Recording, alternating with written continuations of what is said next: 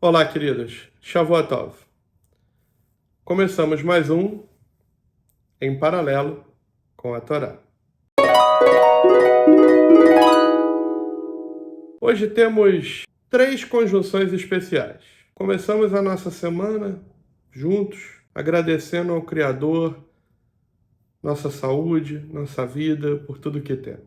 Começamos mais um livro, mais uma parte da história, mais uma conexão forte com a energia de semente para todas as bênçãos que estão previstas em todas as porções semanais que vão seguir, como dizem os cabalistas, são plantadas na primeira palavra da primeira porção do início de cada livro.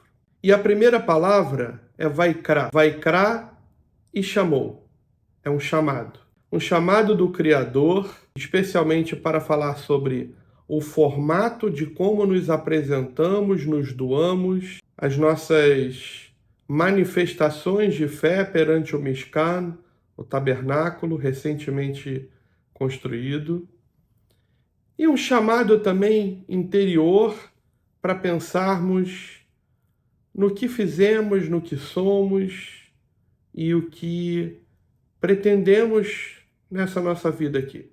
A terceira, e não menos importante, orgulhosamente importante, é que hoje celebramos o Dia da Imigração Judaica, a data em que nosso país recebeu de braços abertos e segue assim desde então a todos aqueles judeus de famílias judias, ortodoxas, não ortodoxas, modernas, conservadoras, sionistas, de braços abertos, com o coração aberto. Hoje é um bom dia para refletirmos que tudo que passamos na nossa vida, todas as adversidades, todos os desafios, são sempre Vaikra, um chamado. E precisamos aproveitar esse momento de reflexão para semear um novo ciclo, lembrar do chamado do Criador, da nossa responsabilidade de ter sido chamado para representar os 10 mandamentos. A paraxá dessa semana, Vaikra, ela termina, no finalzinho dela, falando sobre a responsabilidade e o formato do penhor. Quando penhoramos algo a alguém, nas mãos de alguém, o que está sendo penhorado, entregue, precisa estar diretamente ligado à confiança que se tem àquele a quem se penhora.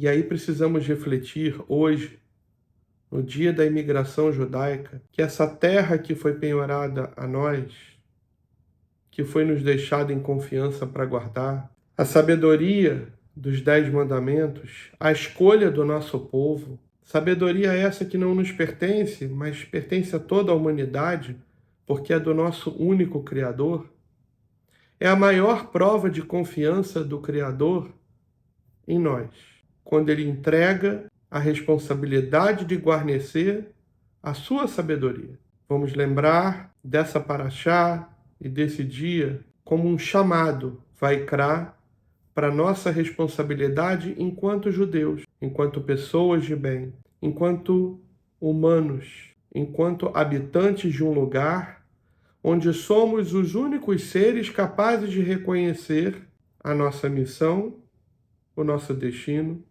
e as nossas limitações.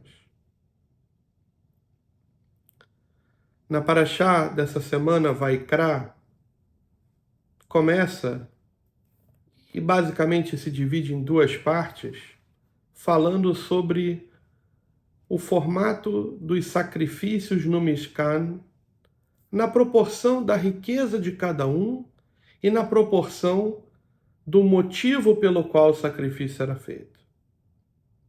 Existia o sacrifício que deveria ser feito de uma porção do rebanho, por exemplo, onde parte era queimado e parte dedicado à alimentação dos pobres. Existia o sacrifício pelo erro, o sacrifício pela culpa. mas todas as ofertas sempre diretamente ligadas ao potencial de cada um de oferecer o que tinha de melhor. A primeira lição que podemos depreender disso é que não podemos esperar de ninguém um sacrifício de algo que esse alguém não possua. Aquela frase máxima que as pessoas só dão o que elas têm. E precisamos apreciar e respeitar que, às vezes, para quem observa o que está sendo dado, para quem observa o que aquela pessoa vem entregando, pode ser pouco ou muito, é importante observar com muita clareza que para aquela pessoa que está doando, aquele é o muito que ela pode. Aquilo que está sendo doado é a mais pura expressão para aquela pessoa que doa da sua devoção ao Criador. E não cabe julgamento. Cabe respeito. Cabe admiração porque ela o fez e não pelo que fez. Tem uma frase muito bacana que dizem que a fé sem ações é morta. Não basta falarmos, não basta colocarmos o nosso tefilim, não basta rezarmos. Precisamos ter ações que sejam congruentes com a responsabilidade daquilo que nos foi penhorado em confiança pelo Criador. Outro ponto sobre essa doação trata da dimensão daquilo que é doado na proporção do motivo. E aí existem algumas correntes que dizem que o quão grande era a culpa pelo que se buscava o sacrifício do perdão, seria o quão grande deveria ser sacrificado. Podemos entender então que aquele que cometia um erro e era pobre, e não tinha um bezerro, mas somente uma galinha, não teria o perdão divino. Certamente não é isso.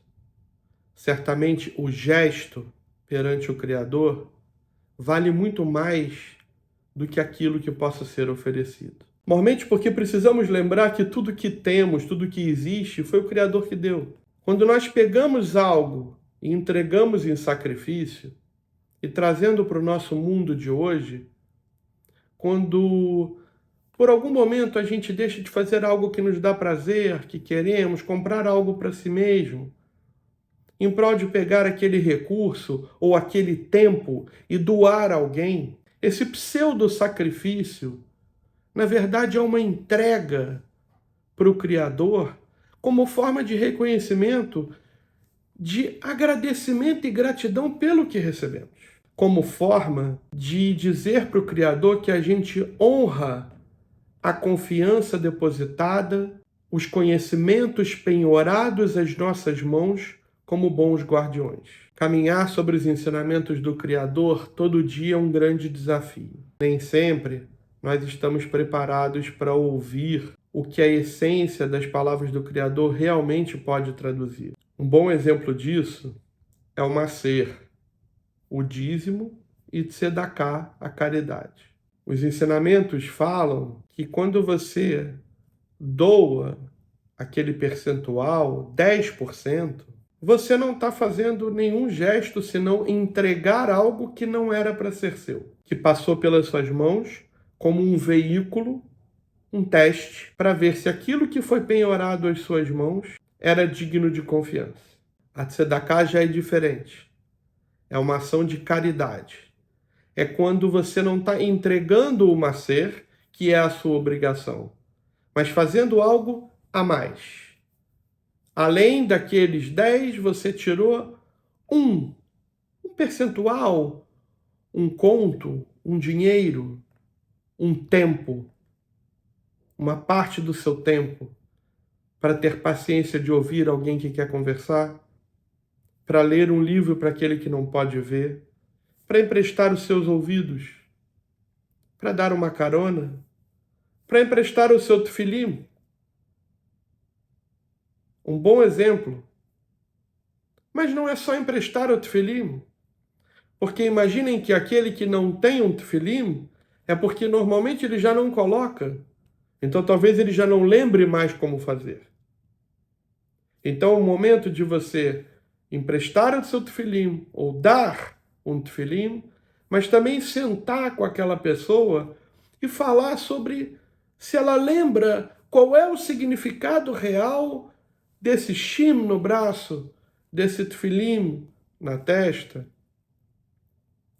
e ajudar a colocar, falar as brachot, fazer as conexões que estão intrínsecas nos ensinamentos do Criador, é doar aquilo que você pode, na sua melhor intenção, na sua melhor porção, é compartilhar aquilo que está ao seu alcance com a grandiosidade do que está sendo ofertado.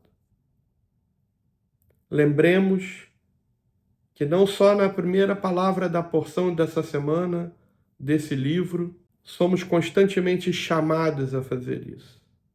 Somos constantemente aguçados pelo Criador por situações que nos propiciam fazer algum tipo de doação, algum tipo de entrega.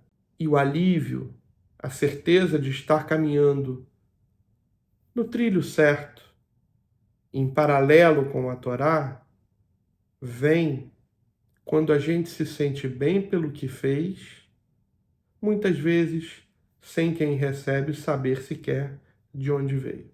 Vamos ouvir o chamado do Criador. Vamos seguir honrando a imigração a que pertencemos. Vamos festejar, lembrar e disseminar o conhecimento. Vamos compartilhar esse pedacinho aqui dessa nossa conexão e seguir caminhando, semana a semana, em paralelo com a Torá. Shavuot Tov, tenha uma excelente semana.